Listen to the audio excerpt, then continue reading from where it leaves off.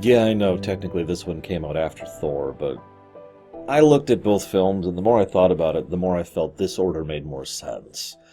Black Panther feels like Spider-Man feels like Guardians. It's setting up pieces for Infinity War.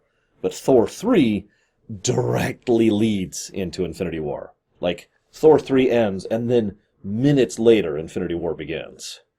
It just felt like a more natural bridge, especially since there has to be some kind of time gap in between the end of Black Panther and the beginning of Infinity War, because at least some of the technological revolution has at least been disseminated to Stark, and who knows who else, to help them get to the point where they can, do the stuff they do in Infinity War. So it makes more sense to do it in this order.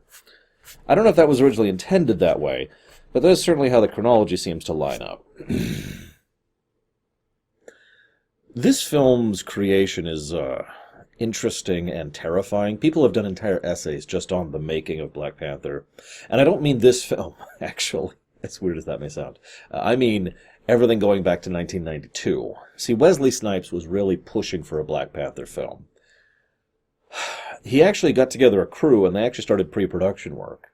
This is around 96 at this point. It didn't go anywhere because everything fell apart. Basically, some of the people involved didn't even know who or what Black Panther was, and had thought they were talking about the Black Panther movement, or whatever it's called, the organization. And they were like, wait, what?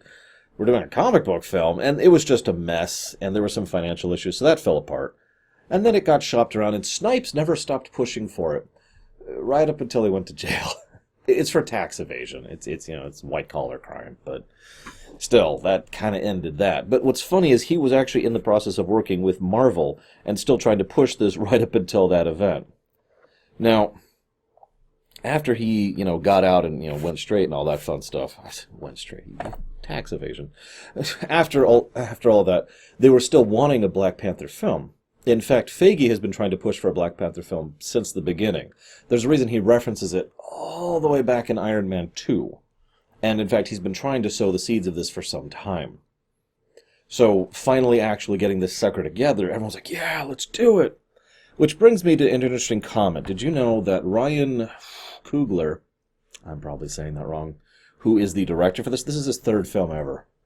Third major film, I should say. He's obviously done smaller scale stuff before that. I'm telling you, those talent scouts, they know what they're doing. And one of his stipulations for coming in is he wanted to bring a lot of his crew in from, I can't think of the name of the film all of a sudden. It's the other one Michael B. Jordan was in. Hang on, I can look it up. I haven't seen it myself, but everyone who has seen it tells me it was really good, so I'm assuming they're right. Give me just a second. Here we go. Ryan Coogler did, right before this, Creed! That was it, Creed. Which apparently came off really well. So, go figure. I don't know. I didn't see it, like I said. But it's obvious the man has talent, and this film goes to show it. He's already working on Black Panther 2, of course. Curious where they're going to go with that one. We've had so many status quo changes at this point. Jeez. Anyways, I actually don't have much to say else about the making of, except that you can always tell when a film is made by people who know what they're doing. And what I mean by that is, obviously, one person can be talented or another person can be talented, but it's a totally different thing for a team to be talented. They have to have experience. They have to know how each other works. Good teamwork is obvious, in my opinion, every time you see it. And this film's crew, they're good. They work well together, and it shows. So we get the backstory about vibranium, which comes from space. That's an important story point because it helps to establish that vibranium does exist outside of Earth. It's probably pretty rare. We're not actually sure, though. In fact, they're very vague on how much vibranium is off of Earth, although we do know that Thanos' sword in Endgame is vibranium, or something like it. So that's about it. That's as far as that goes. We also find out that there's this herb and a panther which caused him to take of the herb and become superhuman and... Okay, rewind. Do you think this is magic? Because magic exists. I mean, we just saw Doctor Strange, for God's sakes. So it could be magic. Or it could just be vibranium. I mean, I hate to say it like that, but honestly, vibranium basically is magic. Like, they use vibranium to do everything. They use it as a power source. They use it as a conduit. They use it as a generator. They use it as a projector. They use it as everything. Obviously, armor, weapons, base technology, interactability, infinite range communications. I mean, God's sakes. So it could just be that what we're seeing is a flower that adapted, I guess evolved might actually be not a bad word here, to actually contain the vibranium within it in a similar way to things like phazon or tiberium would be used in their respective settings. And so when you take of the flower, you're basically taking vibranium into your system in a processed format, and you're now part vibranium. That's my theory. I'll go and admit it. But I'll get back to that point later. So right off the bat, we see James and, we see Zuri and Ntabu. I have so many name guides. I hope I don't mess any of these up. Planning a prison breakout, by the way, for the mother. Now, that's actually a really tiny story point that's important because it helps to showcase where they were at this point. Because that's Eric's mother, that they were going to go break out of prison. And they don't, so she dies in there. So, anyways. There's, they at the beginning, they try to establish a few things on the off chance that you didn't see Civil War. And I do have to showcase that Panther himself, T'Challa, which I'm probably going to call him more often than Black Panther, T'Challa manages to effortlessly take down a group with guns. They actually start shooting at him, and he's just like, yeah, okay. We done here? Come on, let's go.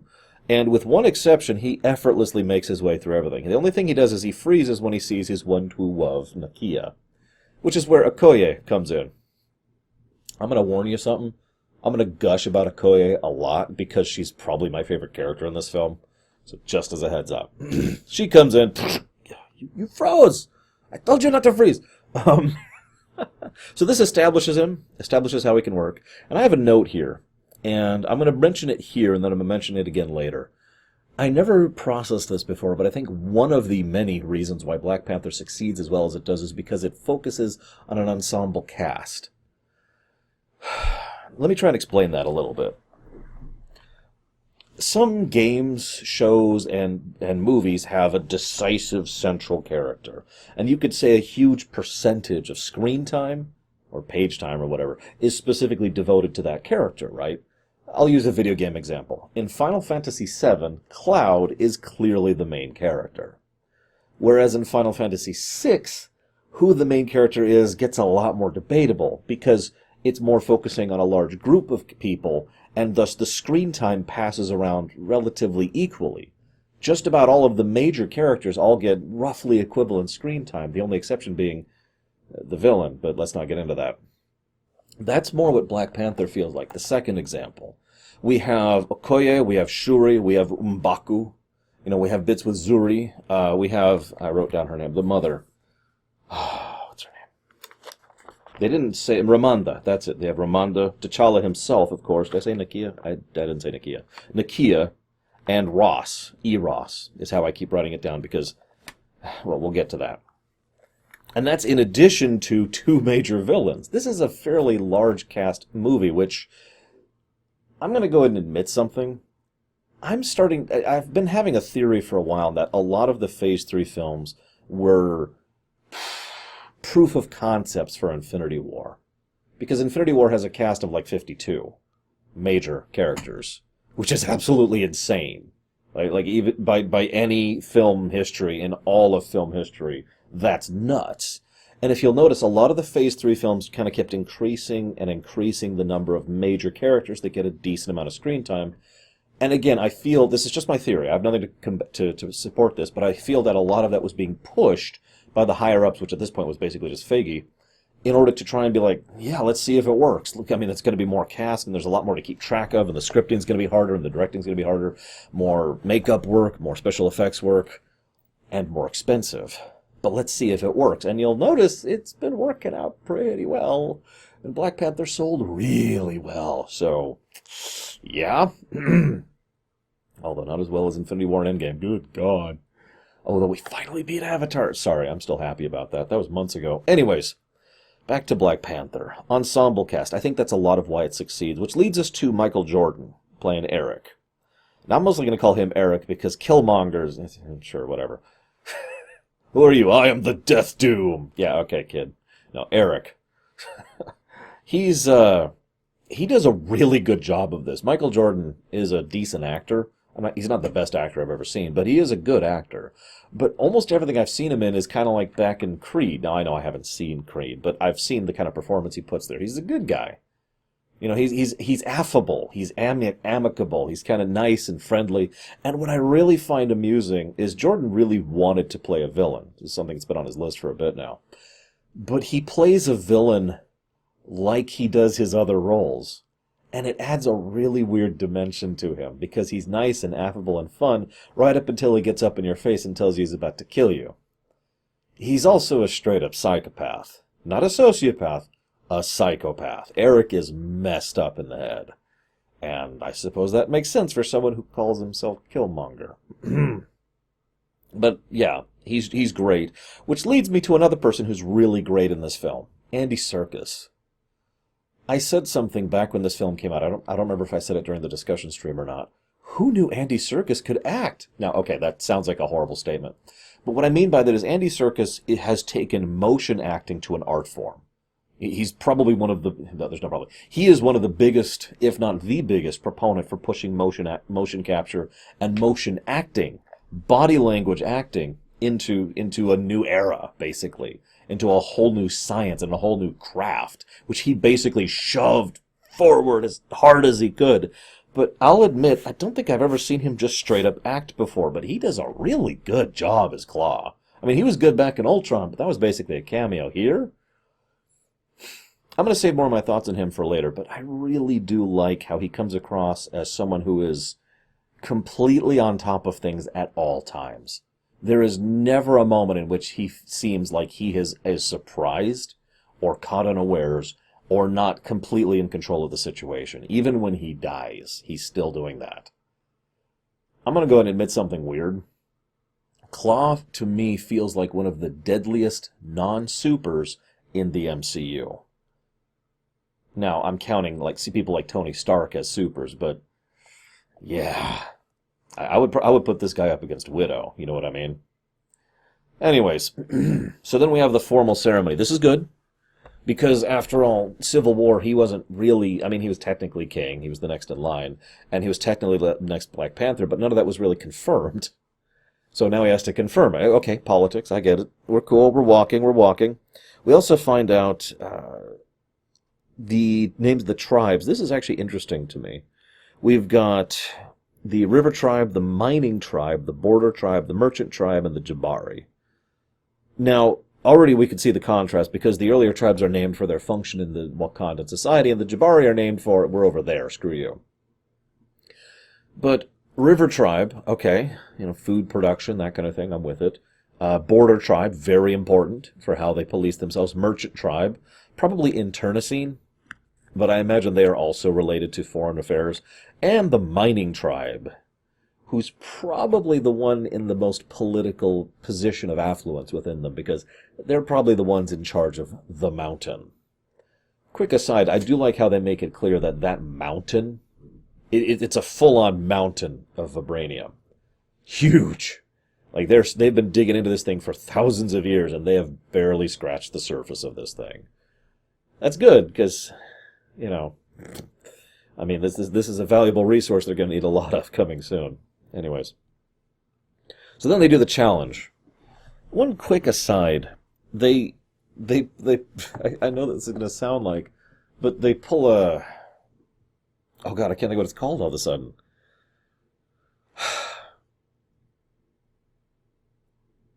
Oh my god, I can't think of the genre of the game. Like, Fortnite is a such and such game. I can't think of the genre. Anyways, Battle Royale, is that it? Anyways, they pull that on them. Like, okay, you're here, and all of the people of the tribe start out here, and they have this slowly encroaching zone of danger, which is just fascinating to watch, because every time it moves in, they tighten the noose. And it's very clearly made to be part of the ritual combat. We also see this is the second time T'Challa's been challenged. He doesn't have his powers, doesn't have his suit, doesn't have his anything, but we need to establish T'Challa, the character. So we are establishing his competency by him taking down M'Baku by himself with none of his advantages, which he does, and he spares M'Baku's life. I love the way he does it, though. Your people still need you. Don't make me kill you. And he's like, okay. All right. Cool. We're cool. Okay. So he's established himself. He's sworn in as king, so to speak. Shuri is amazing. I'll get to her later. Seriously, though, Shuri is probably my second favorite character in this film, which is a shame because I didn't quite like her in Infinity War, but I'll get there when we get there. So then he goes in, and he is re-imbued with the power of the Black Panther, and he goes to the astral plane, maybe, or maybe it's just magic, or maybe he's just having a vibranium illusion. There's a lot of possibilities here. As always, I'm curious what you guys think. They're pretty vague here on purpose, and it's not like, as I said earlier, magic literally exists, the astral plane literally exists, souls are real things in this setting, so it's entirely possible he really is talking to the deceased souls of his ancestors. Or he's just having a vibranium hallucination, or a combination of the two. Take your pick. But either way, we see the arc that T'Challa will be on right off the bat. You're a good man with a good heart, and it is difficult for a good man to be king. I've talked about this for years. I call it the paradox of leadership. The microscopic versus the macroscopic. But this then leads to a sequence of scenes. First with Nakia, I think, right?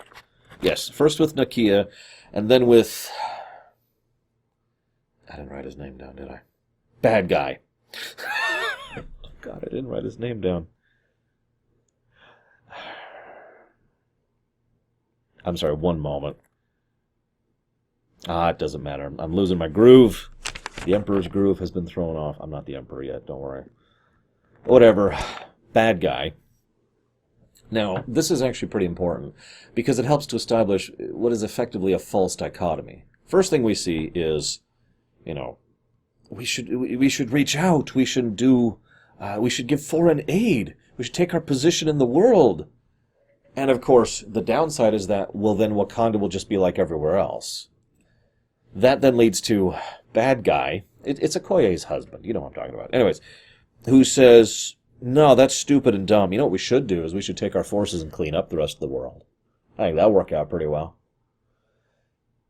You'll notice that both are pushing T'Challa in a direction that does not include the way they've been, and the way they have been done things all along, which is good, because Thanos is coming, but you could see why, given the modern era, and given how technology is moving, and the world is moving forward, and there's superheroes flying around, you can kind of see why this would be the time to be like, okay, guys, hey, we need to talk about this. We need to figure out what we're doing going forward. And so we have our two options. Do we go out as cleaners, conquerors, or do we reach out and basically open our borders to the enemy and just kind of be overwhelmed by a greedy and political world that just signed the Sokovia Accords? Yeah. Not really good options there, are they? I really do like T'Challa and Shuri's chemistry, by the way. As I said before, I really like Shuri. Oh, this is also when I wrote down a note that I really love the soundtrack of this film. I know that's a weird thing to comment on, but it was on point, obviously, but it was just good. Like, at every point, it was doing something to elevate the scene, and I just wanted to give special praise to that really quick. Just moving on. So, they find out about the nanotech, which is basically magic. I mean, I'm sorry, but there's still things like mass. Like, okay. So the entire suit can fit inside this necklace, which means the amount of mass in that necklace has to be spread across his whole body, which means that layer of fabric has to basically be 1, maybe 2 nanites thick. You get my point. It has to be really thin because it's just mass. It's just straight mass. They don't have TARDIS technology yet. So I look at that like, how does that even work? I know. It's vibranium. It's magic. It's just, God, that's one of the only bits of their super tech that bugs the crap out of me, is that they've got his whole suit in a necklace. Come on. Anyways, I'm getting off topic. This leads to a peek at the kind of spy network we have. Now, they actually say outright later that they have spies in every major nation in the world, which makes sense, actually. No, seriously. I don't remember what I was talking about recently. It was Deep Space Nine. Yep. I was talking about it in Deep Space Nine, which I think that episode might have gone live by now, given the timeline. I don't know. But I was talking about the value of spying on an ally, because you should, in my opinion, spy on an ally. Not with intent to usurp, not to destroy, just to keep abrised, to make sure that you're keeping up on whatever's going on over there. If you catch something they don't, you can help them out. If they're doing something you don't approve of, you can try to deal with it, privately or openly. But having that avenue of intel it's critical, in my opinion. Right? I can't be the only one who thinks in this direction. I suppose, because since this is actually the third time now I've talked about this concept, point being, of course they have spies everywhere. And we kind of see a little bit of inference of exactly how far spread their network is. Now, can I just say I really, really like the casino scene a lot? I don't even know where to start. First, there's Ross. Everett Ross, or Agent Ross, if you prefer. Now, this is where I had my note. I know he has a willingness to work with people rather than against them. He's actually extremely diplomatic right off the get-go. And I like that. First of all, because it's Freeman, and I think he plays diplomatic characters very well, because Martin Freeman's awesome. But second of all, because it makes him a perfect fit for this kind of a thing, to be, in many ways, the first point man of this idea of foreign interaction. Remember, other than Claw and the occasional other exemption that we don't even know about, Freeman, that is to say Ross, that is to say Everett Ross, Agent Ross, is one of the first people to ever even know the truth of Wakanda. And that's going to make him very valuable and important going forward, when Wakanda opens its borders, so to speak. It's interesting because it makes him in total contrast, the exact opposite of the other Ross, Thunderbolt Ross. Thunderbolt Ross would be like, listen, we're going to tell you what to do, and you're going to do it, and you're going to like it. Whereas this Ross would be like, okay, look, I'm not confirming or denying anything, but there might be a guy here. We do need to take him in, but afterward, let's talk, let's work something out. It's the exact opposite approach. And funnily enough, I tend to like this Ross better. Go figure. Anyways. So, I love how the second thing Okoye does is she ditches the damn wig. Like, I get this thing off me. I love that. And what they do is they do a series of long shots. Now, what I mean by that is, too commonly fight scenes or action scenes are shot, shot, shot, shot, shot, shot, shot, shot, shot. Each one of those, each time I said that word being an edit, right? Here it's more like shot, shot, and, establishing several seconds of an established scene before moving on, which I'm in huge favor of. I mean, I've been kind of anti-rapid-fire editing for, most of my career at this point. All of my career, like the last 15, 20 years, I've been like, come on, can we stop doing this? But it also shows a lot more care and craft being put into it. And it helps set up the big one at 47 minutes and 30 seconds to 48 minutes and actually about 27 seconds. So it's a little under a minute. Just under one solid minute of one shot of Okoye, and then she goes down, and then there's the fight between T'Challa and Nakia's down there, and then, oh god, he has to get up, and so he goes up after Claw, and then Claw pulls out the gun, and then he shoots, but then it explodes, like, oh my god, I made it rain, and then he runs off. I love that shot. I'm sorry for gushing so much. It's actually possible that it's actually 3 shots. I rewound the scene and watched it again, which if you know anything about my schedule, you can see how insane it is that I would actually rewatch a scene just for this. I know it's just a minute, but I never do that. It was a really, really good scene. It might be a trick extended shot, which films will pull occasionally. I'm not actually sure. I couldn't find out. Because you can notice moments where they could have done an edit. Okoye starts fighting up in the balcony, and the camera goes down, and as it's going down, it passes in front of a pillar. And as it passes really close, which would be a good time to do an edit. So that could have been one shot. And then all the stuff at the ground level is the one shot, and then the jump up to the second level could have been the third shot. I'm not sure. It could all have just been one uninterrupted shot. But whether it was a fake uninterrupted shot or a real one, they're both very hard to pull off.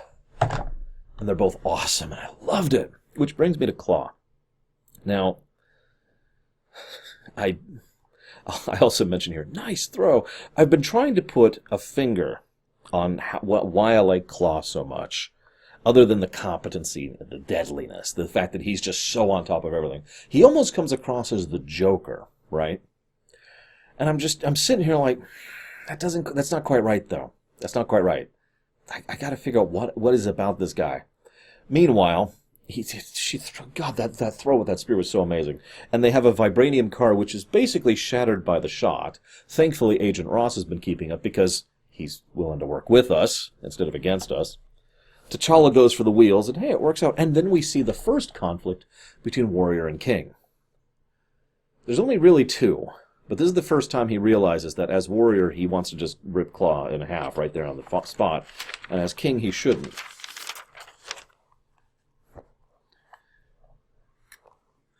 This then leads to, the interrogation scene, and Claw is like, oh my God, you don't understand how big this is, and blah, blah, blah. It's like, yeah, okay, whatever. Talks his way around them, kind of jokes a little bit, comes across as a little bit manic. Then the van shows up to rescue them, which includes Eric. Why don't they go chasing after the van? They've got plenty of cars around here. And they could just... No, guys, it's a van. They're not exactly... Okay, whatever. So we're not chasing him. I know what you're thinking. The reason they don't chase him is because they have to save Agent Ross. The problem is the film doesn't really make that clear. If that had been the choice, that would be awesome. If Okoye was like, we need to go get Claw, and he decides to try and save Agent Ross, the man who just saved Nakia, and that's his choice, that would have been great. Instead, it's just kind of, we just let the van go, and now we have to save Agent Ross. This is, of course, the second conflict of the Warrior versus the King. And what I love most is when Okoye is disagreeing with this, she doesn't portray Ross as the enemy. Because he's not. You know what he is? An agent of a foreign power. Just like she is an agent of a power. And she understands full well what it means to follow your duty, regardless of your personal feelings or morality. It's actually a very subtle foreshadowing for where her arc is going to go in the future. So she treats it very neutrally. He has a job, and he's going to tell on us because it's his duty to do so. Just like I would. It is T'Challa who chooses the individual perspective and says, I cannot let this man die. He's a good man, and he's helped us more than once, and he's an ally. I'm not letting him die just to keep our foreign secrets. So the previous time he chose the King. This time he chooses the Warrior.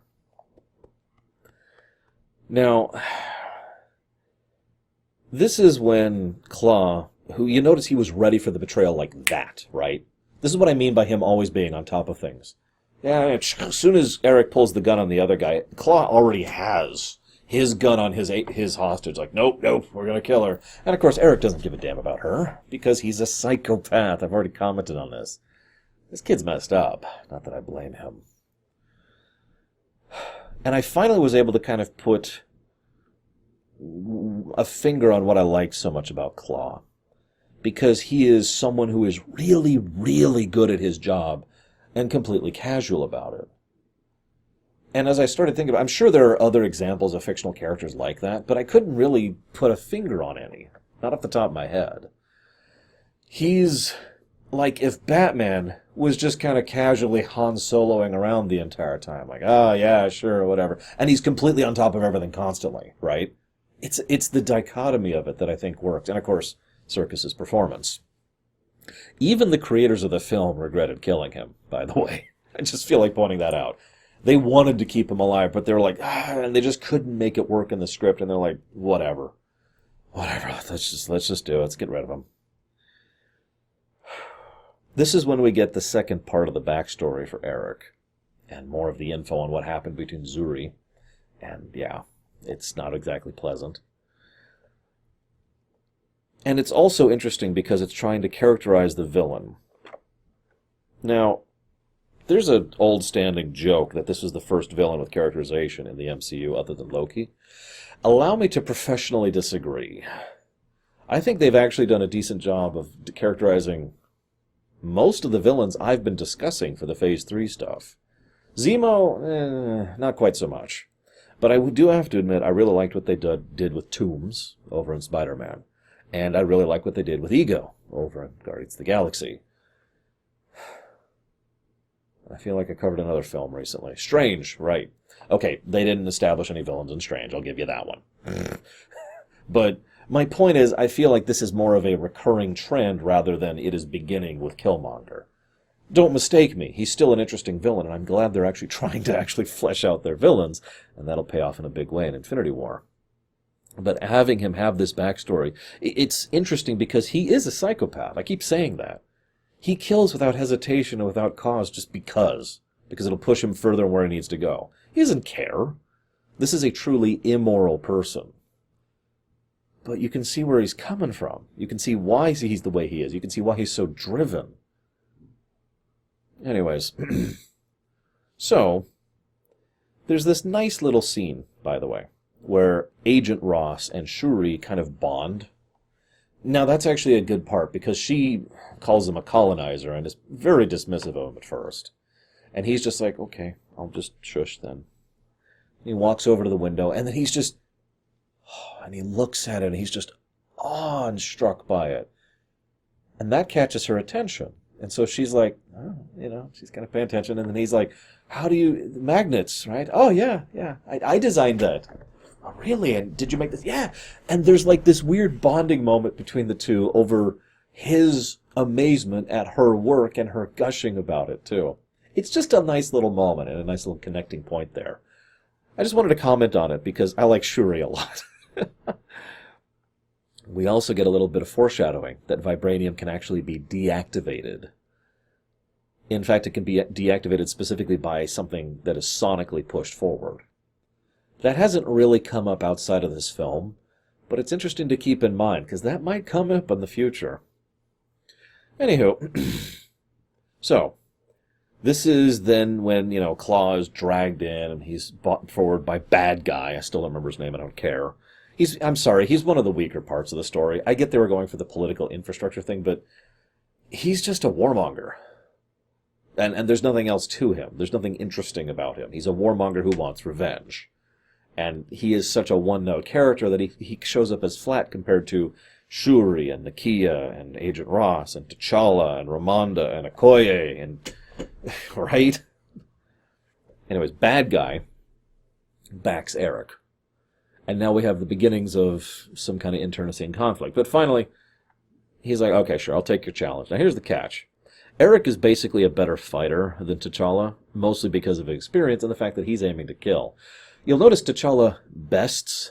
I shouldn't even put that in quote unquote. He actually does defeat Eric once, right? Pretty far in the beginning of the fight. And he demands that Eric yields. And that was his mistake. Because then Eric comes back. Eric never asked for him to yield. Eric just tries to kill him. Yeah. See, that's a problem right there. If T'Challa had just killed him right then and there, which he could have, that would have been the end of it. Don't mistake me. I get why he didn't. Remember, T'Challa is still feeling guilty about all this crap. As he himself said, this monster, Eric, is a monster that they made, and he feels responsible for this. I understand that. Not personally, obviously, I've never made a monster that I know of, but I do understand that idea and that guilt and that concept of, I have to do something about this, so of course he doesn't kill him, and that nearly costs him his life. Because Eric doesn't show any mercy or hesitation, and then ends up killing... yeah. I actually rather like Forrest Whitaker. And they brought in a lot of really good actors and actresses for this one, by the way. I haven't really been saying that before. I already have given tons of praise for Chadwick Boseman, but every single one of these people does a really good job in this one. Forgive me. The woman who plays Nakia, in particular, she's got some interesting range. I've seen her actually in a lot of things. You guys might remember her as, I can't remember the name of her name, but the alien with the goggles in both Episode 7 and Episode 8. And I guess by this point, Episode 9 will have come out. As of me recording this, it is not, so I don't know if she's in that. She's a good actress, is what I'm trying to say. So Zuri dies. Poor Zuri. This, of course, leads to the immediate problem. Congratulations, you now have a violent warrior usurper king. And that's a problem in a normal country. You want to do that in frickin' Wakanda? That's bad. That's all kinds of bad. History will tell you a bajillion times over that's bad. That can only lead to one thing. Alexander the Great or a lot of blood. Oh, I'm sorry. I didn't mean to imply those were mutually exclusive. This then leads to a really great scene. Okoye, I keep gushing about her. She's so, she's so awesome. There's this really great bit where she's standing there, and Nakia comes in, and Okoye just embraces like, oh God, it's okay. So he's alive. No, I'm sorry, he's not alive. Right. He's just, I'm so sorry. Is your mother out? Did your mother get out? Okay, she got out. Thank goodness. Okay, go. And Nakia's like, okay, we need to go. And Okoye's like, no, I'm staying. I have to stay. I'm loyal to that thing. I'm loyal to the chair, no matter who sits on it. Nakia is the one who rejoinders, I'm loyal to the country. And Nakia leaves, and Okoye's left there going,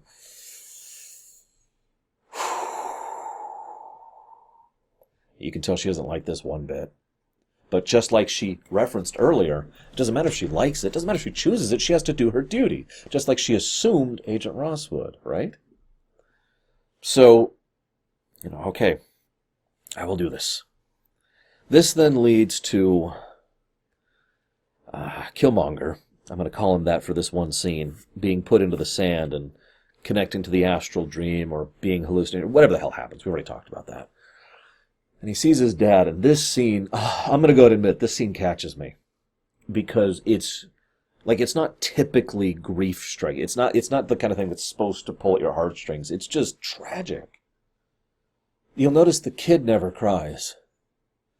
It's when he's the adult. It's when he's played by Michael B. Jordan. That's when he cries. This is a circumstance of a broken and bad world. And something that's been perpetuated on many sides for way too long. And you can see how much it's just destroyed these two people and their lives and the future they could have had. I like to think that at least once Eric would have taken time out to go and see the sunrise, but given the timeline of events, it's actually entirely possible he never did, not until the end. I mean, that's a sunset, but you get my point. So again, this is doing something that I love, that fiction doesn't do enough of. Portrays a complete monster with added depth to them. Just because they're very evil does not mean they have to be one-dimensional. Now, it is difficult to characterize someone who is that evil. My favorite go-to example of this is actually Gul'dan, from the alternate Gul'dan over in World of Warcraft. They did a lot of work to characterize him, and he was a monster. And they do the same thing here with Eric. They never try to portray him as a good person at all, because he's not. But they do try to portray him as a person. And that's why he sticks that in his actor, because again, he's a really good actor. Anyways, so he orders the flowers burnt. Notice he took the gold suit, by the way. It's always bothered me, this idea of how easy it is for people in temporary power to destroy permanent things. I don't have a term for that. It's something that's historically happened more times than we know, because every time it happened and we don't have a record of it, we never knew it existed. You ever wonder how much history we have permanently lost because of people like Eric Killmonger? I'm not even joking about that. This is where all the flowers are. Okay, burn them. Burn them. Don't need those.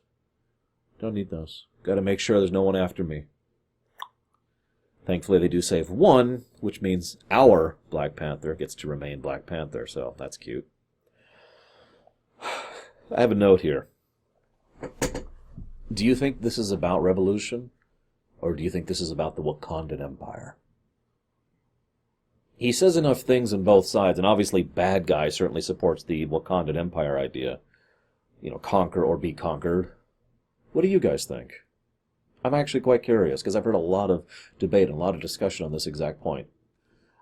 Personally, and this is just my thoughts, I honestly don't think Mr. Eric Killmonger was thinking more than a year ahead. I think he really was just thinking, screw it, let it all burn. Wakanda will be the one place that is untouched, and we're going to attack and destabilize and destroy everywhere else simultaneously, because screw them. Now, this is a bloody subtle touch, and it's something that's amusing because it's something the movie doesn't even call attention to. But he's consumed by vengeance. You remember, the thing that was such a big arc in Civil War. The thing that T'Challa spent all of Civil War overcoming the need for. Growing out of vengeance. It's one of the reasons why he's able to take such a stance against Eric in this film. Because he's already been there, and he's already done that. So, I like M'Baku. He's funny. We needed a little bit of levity here, other than Shuri. And I like how they portray him. He's a good example of a neutral character. He's not good, he's not evil. He's just, what, I'm another king of another country. What do you want from me? Lord of his tribe, basically. The one and only thing I don't like about him, and it is only the one thing, is he says, "We will not help you." That's stupid. Of course you'll help them, and you'll show up at the last minute, and you do, and it ends up saving the day. Don't do that, movie. Don't. By the way, I do want to point something out. One thing many people have pointed out, including me, is that this film does follow your typical MCU structure, and it does. We've got an origin story, we've got a villain tied into the origin story, we've got a big climactic finale with a army. I'll get back to that in a second. We've got the last-minute salvation from the cavalry, and we've got a big fight against someone who has the same power set, and in fact is wearing such a similar suit that in some scenes it's actually hard to tell them apart. Yeah, no, that's an MCU final act. Straight up copy-paste. It's still good. Could be better, but it is still good. And I say that because there's nothing wrong with cliches. And I like to prove that every now and again. So, proof. But like I said, I do think the "we will not help you" thing was unnecessary. You could have just cut that out entirely. Like, seriously, you could have cut him asking for help out entirely. That would be easy. Instead, they're like, "No, we will not help you. We're here to help you." Anyways. So, while he's being resurrected, basically, T'Challa stands up to his father. T'Challa yells at his father and all his fathers and says, "You were wrong. What you did was wrong. What you have been doing is wrong." And he's right. Because the thing about being a king, the thing about taking the macroscopic perspective is you almost universally will do things that are ethically and morally wrong because of the political side of things, because you're thinking in terms of nations and borders and thousands. So you do wrong. And now, of course, he is refusing to continue doing wrong, but he, unlike Eric, is not consumed by vengeance anymore. And he, unlike both Nakia and Bad Guy, understand that there are other options. That there are ways to do things, to help, that don't involve going to an extreme.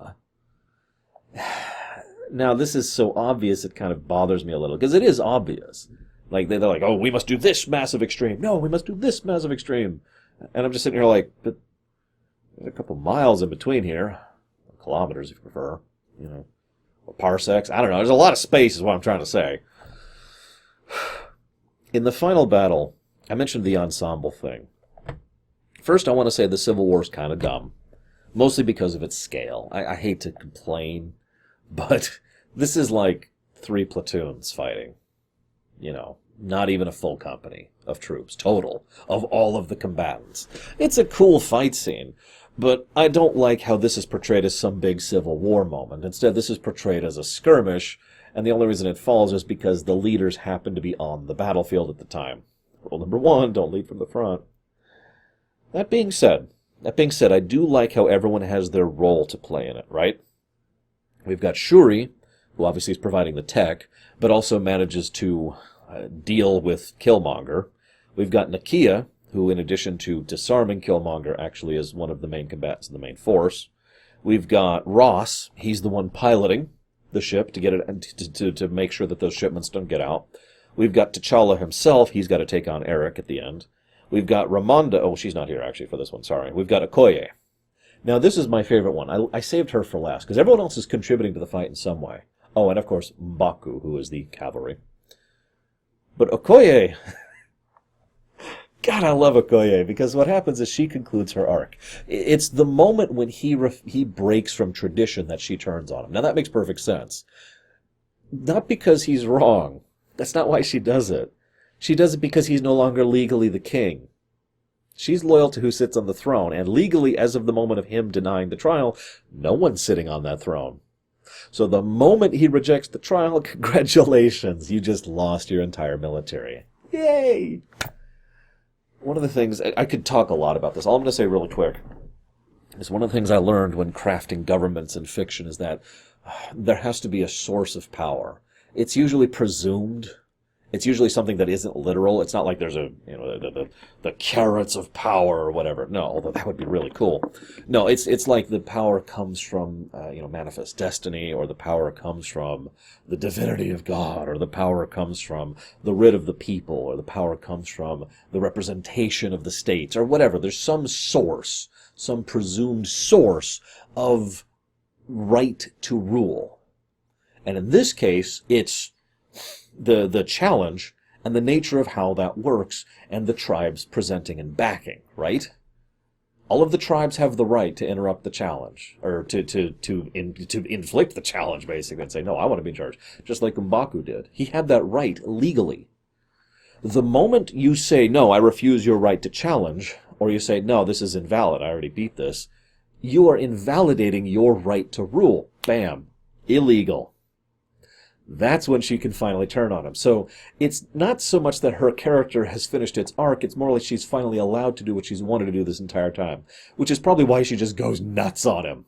And it's really enjoyable to watch. Of course, she can't beat him. No, she just beats the entire war. There's this wonderful bit where bad guy is charging, I think, M'Baku with one of the battle rhinos. And Okoye just gets in the way. Doesn't get a weapon out, doesn't throw up an energy shield, which the cloak shields are really cool, by the way. No, she just stands there. Of course she does, because the rhino comes up and licks her. Why would the rhino attack her? She's a friendly. Think about it. She's helped raise that rhino. She's been there and cared for him and probably fed him. Of course he walks up, oh, it's you. So that, of course, completely disarms bad guy. Then bad guy gets off and she's like, yeah, so I'll kill you if you don't stand down. This is the conclusion of her arc, choosing her loyalty to her people rather than the loyalty to the individual, and, at the same time, choosing her loyalty to an individual over the loyalty to herself. In short, she shows that she is a dutiful soldier and general, and a good person at the same time, which, boy, that's hard to pull off. And she's the one who stops the war, because she gets him to disarm, which gets the entire border tribe to disarm, which ends the fighting. Then, we go back to the main villain fighting the main hero, now that the political dispute has been settled by Okoye, because she's fucking awesome. I'm sorry, I hate to gush, but she really is such an awesome character. I hope she has a much bigger role in 2. Anyways, T'Challa, as I already said, T'Challa's learned. T'Challa's learned about vengeance. So he beats Eric, drags him up, lets him watch the sunset. This leads to them reaching out. Literally, they start an outreach program in Oakland. God, Oakland of all places. I used to live pretty much like right down the road from Oakland, if you're wondering. This is a while ago, obviously. Should have been early 90s. Yeah. I don't know how much it's changed in the last 20, 30 years. How long has it been at this point? Whatever, doesn't matter. What does matter is I've talked before about how he's a different take on the Bruce Wayne concept. This is kind of going in that direction. He's using his wealth and influence as king, the backing of the Wakandan nation, to try and reach out and help people politically and financially, not just run up and beat villains, to a pulp with his fists. And that's part of why I keep comparing him positively to Batman. Not the same direction, because Batman isn't superhuman and has tons of gadgets, and of course, he's all about prep. I'm prepared for every situation. This guy, he's far more reactive and directive. He is superhuman, and he's far more open about who and what he is. Because everyone knows who the king of Wakanda is, right? So he puts Shuri in charge of this, and they start doing that. It's this nice thing. And, of course, he talks in front of the UN. We're going to open our borders. We're going to share our technology. I love how it's France is the country that's like, what the hell do you have to offer us? Come on, man. This then leads us, well, not directly, but indirectly into Infinity War. Because now, Wakanda has opened their borders and their acknowledgement to the world. Now, the world's going to take a while to get adjusted to that. This is a huge political sea change. It really is. Or it would be under normal circumstances. This would be a massive change to the status quo and a complete alteration. Countries would be falling over themselves to make sure that they have the best trade agreements and best alliances with Wakanda because they want to be on that side as quickly and early as possible to be able to push off against their political rivals. I would be too, even if I was some dirt poor nobody country. I'd be reaching out to Wakanda first step. Hey! Right? Anybody would. But we do know with total certainty, thanks to the advantage of hindsight, that one of the groups that immediately reached out was Stark Industries. Now that's important, because given a lot of what happens in what is to come, it is very likely that the defense of Earth would not have gone as well if Wakanda had not opened its borders. So this is another piece moved into place for Infinity War. I'm going to say one other thing here. So, spoilers for Infinity War if you haven't seen it, okay? Spoilers. So, the 5 years, right? If not for that, there's a really good chance that this sea change would have messed up the world. And I mean that sincerely. This is such a volatile political situation. I'm not even sure what to make of this. You think the Sokovia Accords were bad. This changes everything.